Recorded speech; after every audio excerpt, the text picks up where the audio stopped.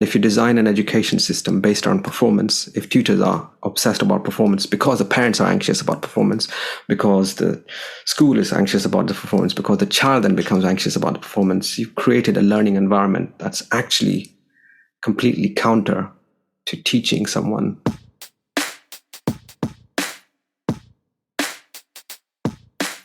It's basic communication. We do that even in person anyway, but online, you have to kind of amplify that aspect. You have to really think about it carefully.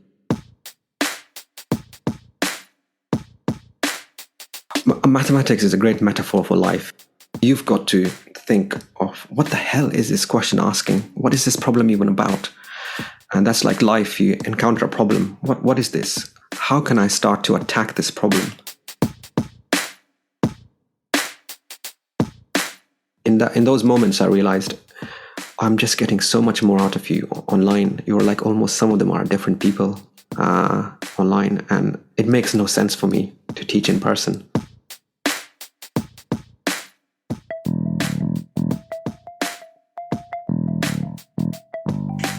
Welcome to the Qualified Tutor podcast. I'm your host, Ludo Miller, and I'll be interviewing tutors and thought leaders from across the tutoring landscape to inspire, inform, and motivate you to become the best tutor you can be. The Qualified Tutor community is a safe and supportive space for tutors who love to learn and grow. We offer training, resources, ideas, and a chance to connect with like-minded tutors. If you'd like to continue the conversation, join our Qualified Tutor community at www.qualifiedtutorcommunity.org or find it in the show notes. Welcome to this episode of the Qualified Tutor podcast, and a huge welcome to a true pioneer of online tutoring, Atul Rana. Atul has built a large and dedicated following of tutors, educators, parents, and students by providing helpful, practical advice consistently to all tutors out there, but particularly in the field of maths and dyscalculia. When we first spoke, Atul stated clearly that he wishes to bring tutors, good tutors, into the mainstream of education. And as someone with over 8 years of online tutoring experience, who held his first ever tutoring session all the way back in October 2006, Atul has been in this field longer than most. Today, here, we're going to be discussing the approaches and strategies Atul has built over the years, including easy-to-follow steps for online tutors, both in terms of actual tutoring and continuing professional development. Atul, welcome to the QT podcast. How are you? Thanks, Ludo. A pleasure to be here. Thanks for the invitation. Yeah. Very good. Yeah, no, it's a pleasure to have you on with us. It's a pleasure to have you promoting what you do and what you've learned over the years on this podcast to our listeners and much further afield. So I feel there are a number of reasons for this, Atul, given you've been tutoring for so many years now. But we'd love to start with, what is your why as a tutor, Atul? Oh, that's a great question to start off with. And before I sort of answer it as is, I think it's probably easier for me to use a story as like a format for the whole interview. So yeah, I'll go back to around 2014 when a parent contacted me in somewhere in South London to go to their home and to teach their daughter, who was in year 6 at the time, who wanted to, the parents were very keen on her going into certain schools because of the 11 plus exam, which incidentally I don't tutor for anymore, but at the time I did. So I went into the home, and the first thing the daughter brought out was a computer, and they said, I'll do my maths using the computer, like by typing it out, because she had ADHD diagnosed, and she had some other bunch of issues, but she couldn't write very well or fast, so she was using a computer to type. And the very first thing I did was, we can't do maths on a computer on typeset, so we can't use a computer to do maths. Which is funny because maybe, I think 3 years later, I was teaching her online, and so she was using a computer to do maths. But at the time, that's what I said. And So yeah, this TT, the parents were anxious because they knew that she was a long way behind. Put that on in inverted commas for her maths, and it's going to be a pretty close one for her to get into the whatever school they want her to get into. So I tutored her pretty every week, sometimes twice a week, and I think about 2 months down the line from the tutoring, the parents, the dad just asked, "Is X and Y going to get into the school we want to?" And it's quite a tough question at the time for me, and I had to be completely honest. And I said, actually, I don't think she's got the foundational aspects sorted. So, I don't think she is, if I'm really honest. But she might have a shot, depending on the exact school. But probably the more important thing is that she's actually started to learn maths. She started to make sense of things that didn't make sense to her, and she feels quite relieved about that, actually. So irrespective of what happens, I would urge you to continue the tutoring after we finished. So she didn't get into the schools. She stayed in the same school, but they did continue. And so she was in year 6. So then she got better and better, actually. So she was in the bottom set. She moved to the top of the bottom set. I remember I had a conversation with the teacher as well at the time. Then she moved into the second last set. And then, to cut a long story short, she just moved through sets in years. She went from year 6 to year 7 to year 8, year 9, 10, 11. By year 11, just the consistency, she ended up getting an A star in the IGCSE, decided to do A-level maths. We continued with A-level maths and ended up going to Cambridge last year in this pandemic year. So for me, that story encapsulates the why. What I want to do is not teach students to pass tests. Of course, it is very important for them at a certain point. It's a high stakes thing.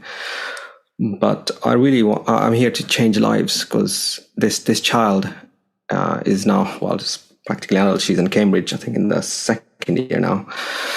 So it's a life-changing experience, really. And I think human beings are capable of an incredible amount of learning, provided they put in the effort and provided the teaching is long-term, it's well thought out, it's in sync with what the school is doing. I phoned up the teacher, we had a conversation, and we made sure that we're doing things that don't conflict. So it's really all people are capable of learning maths very, very well. And so for me, my why is getting them to learn that maths and treating it as a long-term thing, so rather than this kind of tutoring to the test. Yeah. That is one of the most complete answers, Atul, that we've ever had to that question. And I was expecting some kind of sort of seismic ending, but that is certainly something pretty incredible that she's now studying at Cambridge, given her academic struggles when you first started with her. So there's quite a lot in there, really, isn't there, for the long-term application of learning that can be boosted or can be encouraged by one-to-one tuition.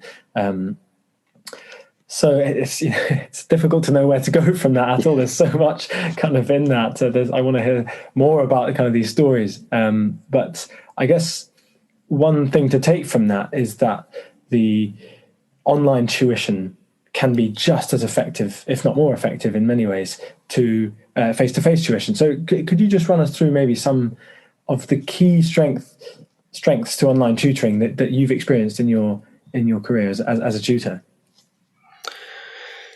Yeah, there seems to be this sort of false dichotomy of online tutoring and face-to-face tutoring. And to be honest, it's all tutoring, really. This particular student, I used to, back in 2014, I'd have to travel a whole hour and like 15 minutes I calculated to teach for an hour, and then an hour, 15 minutes back. So it was just very inconvenient for me at the time. But by then I'd already been teaching 2-3 years online. So I knew, like, tutoring online or tutoring in general is about great communication.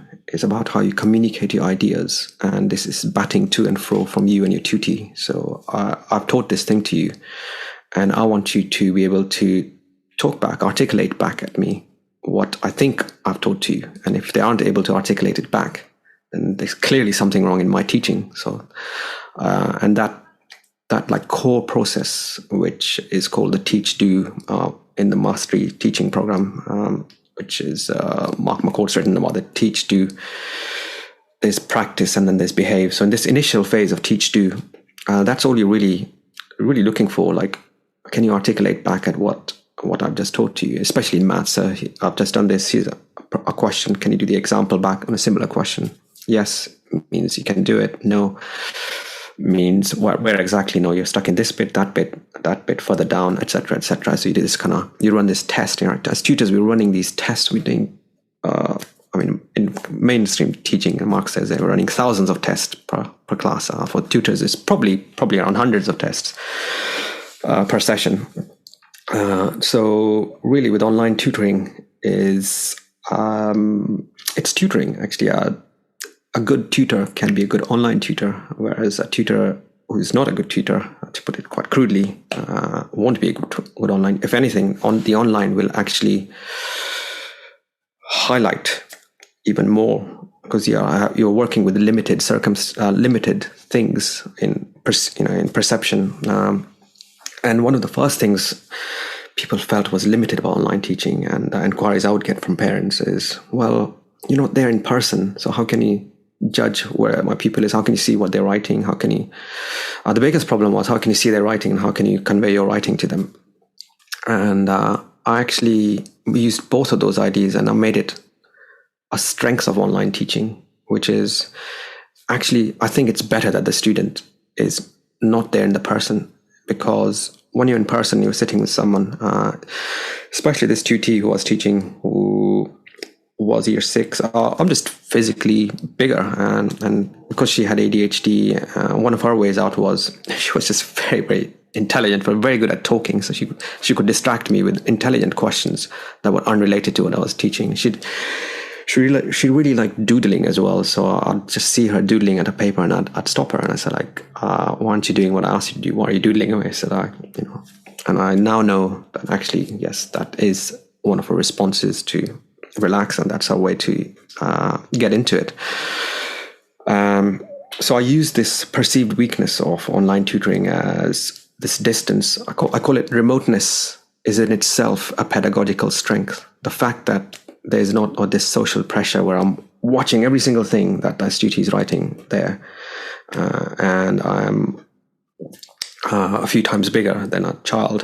You have all of this kind of things that it makes the situation a lot more high pressure, social pressure. I just found the tutors were articulating. I got much more out of them online, and this is the same students I was teaching, sometimes in person and then online. And in those moments, I realized I'm just getting so much more out of you online. You're like almost, some of them are different people online, and it makes no sense for me to teach in person, because it's actually more effective.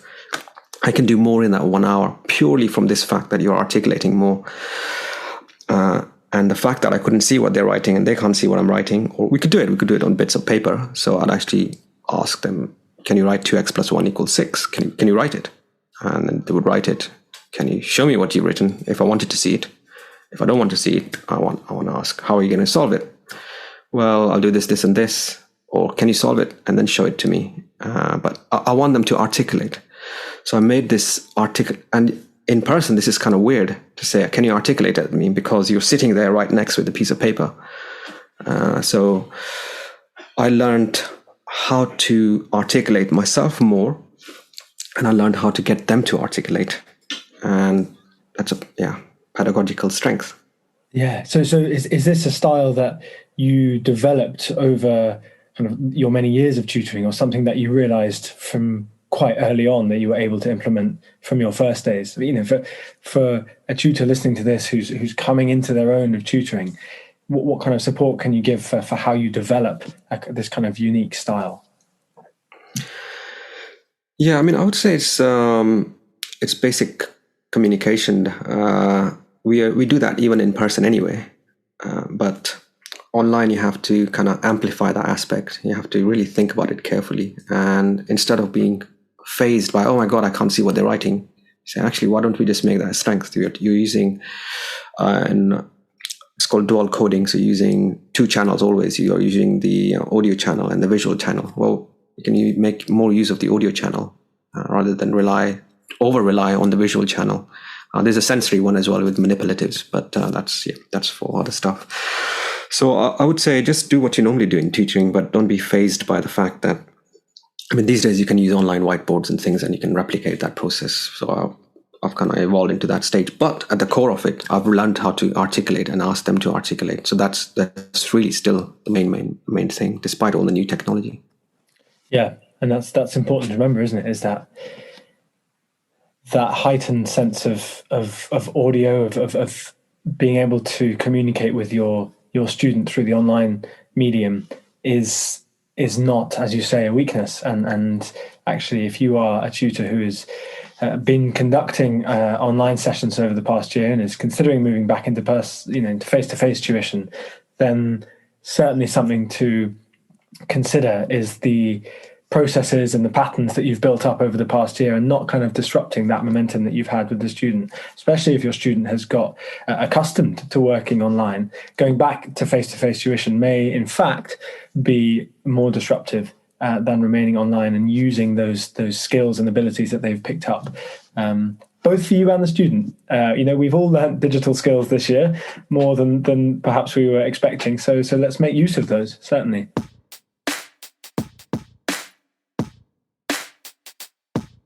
This summer, join us for the first ever Love Tutoring Festival, a celebration of tutoring in all its aspects. We invite you to bring all your experience and expertise to make this event the most exciting event to ever happen in the world of tutoring. The festival, running from Monday the 28th of June to Friday the 2nd of July, is a rich and varied programme of free events, keynote presentations, workshops, live podcasts, and practical demonstrations spread out over a whole week. And don't worry, everything will be recorded. So as long as you're enrolled, we'll give you access to any of the events that you miss later on. We're also offering a limited number of tickets for our famous CPD accredited workshops. If you purchase a ticket to any or all of these practical and engaging workshops, you'll also receive a certificate of completion after the event. To register for the free pass and to grab your CPD tickets, go to qualifiedtutor.org/Love Tutoring Festival. Now, Atul, I want to turn a little bit now towards something that is really a foundational concept in your tutoring service, in your tutoring philosophy. And this is something that's been kind of percolating in my mind, but also within the community, qualified tutor community that we have. Why is performance? Why is exam grades and performance? Why are they not a good measure of actual learning? Well, this is a great question, and I could talk for hours just on this one. But I'll give you kind of the sort of a headline thoughts on it. I think this is a really huge problem with education and what's really shadow education. So the tutoring merely amplifies the problems with education. So the education in most Northwestern cultures is going on what's what we call a conveyor belt system. So teacher has a scheme of work in year 6. Let's go for the 11 plus. So today we are going to look at adding fractions with the same denominator for an hour session. And it's assumed that every child will grip, in theory, 100% of what the teacher wants them to grip. And if every child did grip exactly what the teacher and the system wants them to grip, by the end of year 6, 100% in the way everything is designed, the scheme of work is designed, they could pass a GCSE 4 or be pretty close to it, because a GCSE maths exam, to pass it, a 3 or 4, isn't actually that difficult. And Mark McCord's calculated this about 1,600 hours worth of lessons during all of a pupil's school journey for just 320 odd mathematical ideas. The thing with the tutoring industry is it caters, because it's a livelihood, which is understandable. It caters to what I would call the pressure points, or where performance is rewarded in every way of speaking. So that's a 7 plus. The 11 plus, which is a high stakes, high reward thing. And then you got 13 plus in some public schools. You've got the GCSE, which is arguably probably the most high volume, highest stake one. And then you've got the A levels. So the tutoring industry is kind of, if you think of these as pressure points, that's where people make their livelihood. There's a few people who homeschool. I've got homeschooling tutees, adults, etc. And performance is, so the other why I tutor with this child, it wasn't that I was interested in her performing. I was really interested in her becoming a resilient individual, a mathematical child. To become a mathematician means to be able to. Mathematics is a great metaphor for life. You've got a problem there that you don't know. You just look at it, and sometimes you might just get anxious and go blank. So you've got to think of, what the hell is this question asking? What is this problem even about? And that's like life. You encounter a problem. What is this? How can I start to attack this problem in all the tools I have so far in my toolbox? Which tool will I apply? How will I apply it? I might apply this tool, it doesn't work. I might apply that tool, it doesn't work. And that skill, where you apply these different things and it doesn't work, is not rewarded by the system. And that's like absolutely atrocious. The only thing that's rewarded by the system is actually getting the right answer, and that is performance. And if you design an education system based on performance, if tutors are obsessed about performance because the parents are anxious about performance, because the school is anxious about the performance, because the child then becomes anxious about the performance, you've created a learning environment that's actually completely counter to teaching someone. There's no such thing as, a curriculum there's no such thing really as a curriculum to be spliced into year groups, because you can have children in year 6 that haven't learned any new mathematics, because mathematics is a hierarchical subject. From year 2 onwards, they've learned no new mathematics at all whatsoever. I get students who have learned no new mathematics since they don't number bond, they don't have number sense at all whatsoever. And then you have some in year 6 who are really batting to sort of year 8, year 9 level. So of course they are going to pass the 11 plus. Because the whole thing is designed around performance, and real learning is very difficult to infer because there's no direct measure of it. Real learning can be inferred by an expert because you can get the feel of how they're thinking mathematically. So when I get a dyscalculia 2T and they're making loads of beautiful patterns with their rods or the dots, I tell them, wow, you are really mathematical. It just hasn't come through in a formal sense. You're not doing mathematics formally, but you have such a mathematical mind. Or I have another dyscalculia 2T. He's really great with assembling computers, making computers. And he's interacting live. He's just gripping stuff very, very fast.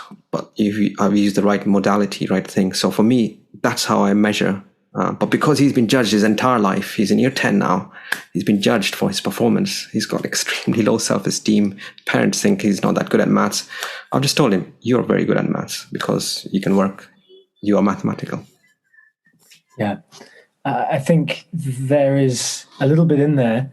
You're alluding to some of the processes, Atul, that you've picked up over your time as a tutor, that so many tutors completely, not their fault at all, but they haven't had the time with the students to understand that. So if you could pick apart a little bit more what you're talking about there in a kind of wider sense, what does what you've just said tell us about the difference between expert tutors and tutors who are just beginning, and novice tutors? Well, like if you look at any other parts of industry. It makes perfect sense when you look at the profession in the industry, and we have to teach. We have to take tutoring seriously. It's a profession. When I think about tutoring, I don't think of it as a pocket money job, which it can be for quite a lot of people. I think of it as a serious profession. I think of it in the Aristotle term, where he was a tutor and he did the teaching for Alexander the Great. So in Japan, I believe a teacher is still called something like a novice teacher, or they're not called a teacher for the first 10 years of their teaching. So it takes around roughly 10 years to become expert at anything. So when I was doing my mechanical engineering degree, you do your years in industry, you do your training, you are mentored, and after a certain number of industry experience, you're given chartered status. And at that point, I can say I'm actually an engineer, a chartered engineer. The problem with the tutoring industry is anyone can set up as a tutor, and they're called a tutor. And it simply does take a lot of time and a lot of teaching experience to learn and then become an expert tutor.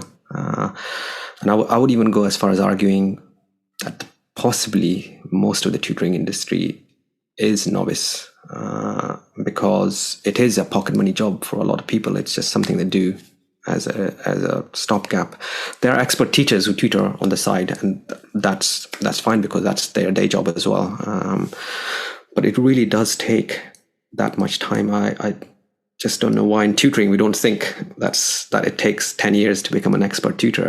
Like a surgeon would have been doing surgery for many years before you can trust them to do like expert surgery. So that's the difference. And the experts are able to see things. It's almost like you develop a sixth sense. You're able to intervene much faster. Your parent gives an inquiry. I can read from the inquiry, from the email, actually what the parent's going to be like, what they're after. For me, like, they're so anxious about performance that they can't think in the long run. I don't think that's going to be a good client. I can just pick that up, or I can pick that up. Like, I can pick up the whole everything, like the dynamics of what's going on. I can read things faster. I can figure out what the true starting point of the pupil is and how to intervene in the appropriate way, and communicate. And it's a system as well. It's a system between the tutor, the tutee, the parent, and the school. All four are important. So experts are able to just, play these four parts of it very, very, in a very intelligent and well thought out way. Good, which is the greatest self-promotion that you've given yourself so far, Atul. Very, very modest and humble individual, but that's certainly true. There is another level, isn't there, to being an expert tutor, which involves these kind of completely natural understandings and approaches to the entire sphere of education of a student, whether that's the parents, whether that's what they do at school, whether that's who they are as an individual, their nurturing, their upbringing, all these kind of things. An expert tutor will be able to pick up on, not just outside the session, but within the session as well, little subtleties and changes in mood and kind of humour and that kind of those areas that are so key to one-to-one tuition. So I think those are it may be a bold statement for many tutors to hear that most of the tutoring industry is made up of novice tutors, but it's not wide of the mark really, and that's something that many organisations and agencies, including ourselves, are trying to change, is to bring about that kind of professionalism and regulation to this young but ambitious industry. Now we're just coming towards the kind of the 25 minute, half an hour mark that tends to kind of be the parameters of these wonderful episodes. We know our listeners would love to sit in longer, but we also appreciate the kind of a listener attention span. So there are a couple of questions I'd like to finish with, Atul, and maybe if you were able to give these as kind of just wonderful kind of short, sharp pieces to leave our listeners with. What are your top 3 tips for maths tutors working online?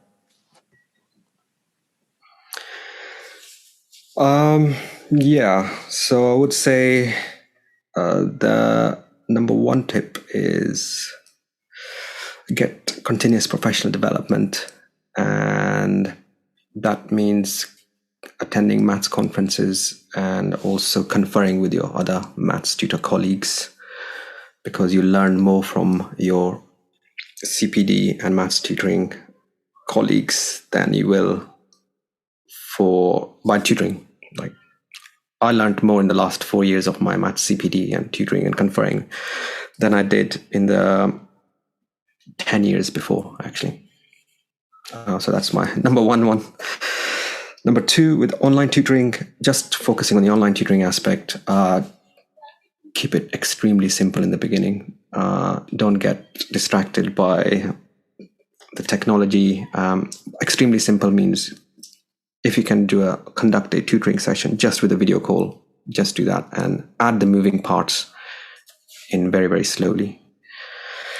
And the third tip I would say is you've got to expand, because the tutoring industry is driven by this performance thing. And if you are a GCSE tutor, it's tempting to just tutor GCSE. If you're an A-level tutor, it's tempting just to tutor A-level or A-level further maths or 11 plus. But maths is a hierarchical subject, and it is, that it's unnegotiably hierarchical. So if you're teaching A-level and your student doesn't know about inequalities, for example, you've got to expand your teaching in both directions in the earlier phases. So teach someone, if you're an A-level tutor, teach a level GCSE. So see where the foundational knowledge comes from. And if you teach A-level maths, then teach further level maths. Or if you teach 11 plus, teach the older ones, because it's a whole. Mathematics is not one. You can't pick one bit of it. You have to understand the whole big picture.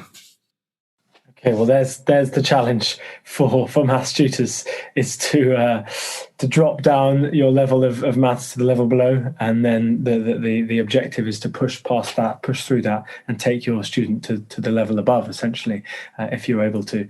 Thank you, Atul. That's very kind. And finally, where can listeners find you and find you next? What's coming up next, and where can people get in contact if they want to talk more about what you do?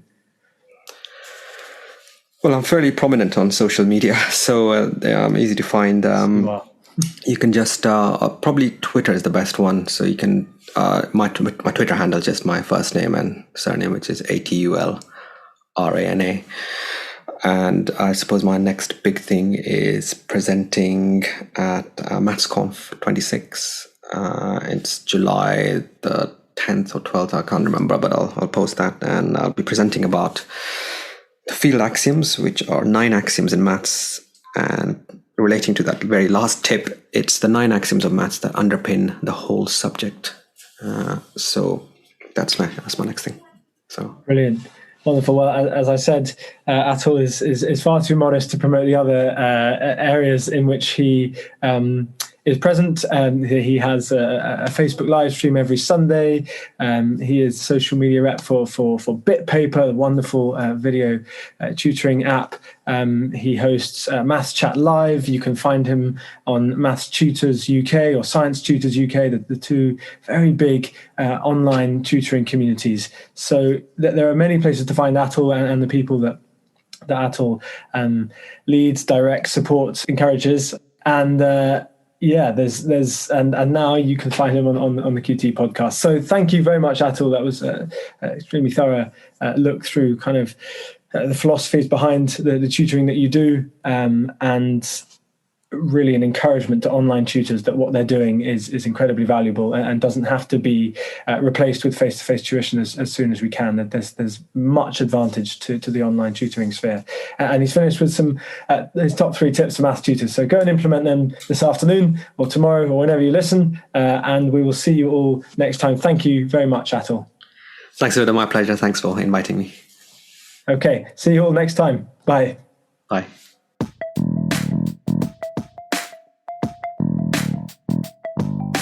Thanks for listening to the Qualified Tutor podcast, where tutors share their expertise to support the tutoring community. If you'd like to continue the conversation, join our Qualified Tutor community at www.qualifiedtutorcommunity.org or find it in the show notes below. We exist to connect, share, and learn with you because tutoring is a small job that makes a big difference. You know why Zoom does that now? It has that very strange kind of voice. Did you hear that just then? Yeah, I did. It is, yeah. Being recorded. Anyway. That's consent and everything, yeah. That's away from the wild days of Zoom before. Yeah, I know, finally they're bringing things back in, yeah. Welcome to this episode of the Qualified Tutor podcast, and a huge welcome to a true pioneer of online tutoring, Atul Rana. Atul has built a large and dedicated following of tutors, educators, parents, and students by providing helpful, practical advice consistently to all tutors out there.